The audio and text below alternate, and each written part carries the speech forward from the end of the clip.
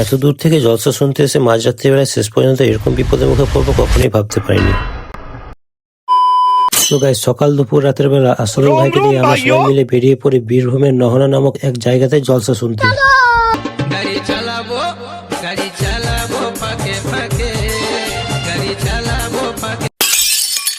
তারপরে গাইস যেতে যেতে অনেকদিন পর আসাদুল ভাই রেক্সের কল চলে আসায় জয়দেব ব্রিজের কাছে কিছুক্ষণের জন্য দাঁড়িয়ে গেলাম। দেন গাইস কিছুক্ষণের মধ্যে আমরা পৌঁছে যাই ঘুরিচ্ছা গ্রামে। তারপর এইখানে এসে অনেক রকমের পেট খারাপের জিনিস খাওয়ার ফলে পাপি ভাইয়ের পেট খারাপ হয়ে যাওয়াতে লোকে চুরি করে পালায় বাথরুম খোঁজার জন্য।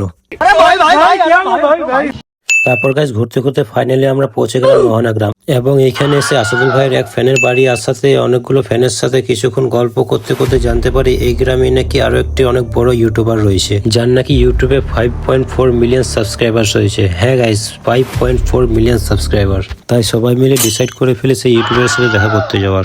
তারপর গাইস বলতে না বলতে আমরা পৌঁছে গেলাম সেই ইউটিউবারের বাড়ি। হ্যাঁ গাইস, এই যে দেখতে পাচ্ছেন রান্নাঘরটি, এটি হচ্ছে সেই মাহি কিচেন নামক ইউটিউব চ্যানেলের রান্নাঘর। আর গাইস এই যে দেখতে পাচ্ছ এই মেয়েটিকে, এটাই হচ্ছে সেই মাহি কিচেনের মাহি। আসলে গাইস চ্যানেলটি এরই নামে বানানো, কিন্তু চ্যানেলটিতে ভিডিওস বানাই এর দিদি, যার নাম হচ্ছে পায়েল। হ্যাঁ গাইস, এই যে মেয়েটিকে দেখতে পাচ্ছ এই হচ্ছে সেই পায়েল, যার ইউটিউবে 5.4 মিলিয়ন সাবস্ক্রাইবার। হ্যাঁ গাইস, এখনকার সময় যে কোনো কন্টেন্ট ক্রিয়েটারের কাছে যেটা একটা খুবই বড় ড্রিম, মিলিয়ন্স অফ সাবস্ক্রাইবার, সেই স্বপ্নটি অতি কম বয়সের মধ্যে পূরণ করে দেখিয়েছে এই মেয়েটি। তারপর পায়েলের বাবা মার সাথে কিছুক্ষণ গল্প করার পর ফাইনালি আমরা পৌঁছে গেলাম জলসার মাঠে। তারপর আবার এখানে আসতে না আসতে আসাদুল ভাইয়ের কতগুলো ভালোবাসা মানুষের সাথে দেখা হয়ে যায়, তাদের সাথে আবার কিছুক্ষণ ছবি তুলে নিলাম। आशिक हूँ मैं, कातिल भी हूँ, सबके दिलों में शामिल भी हूँ।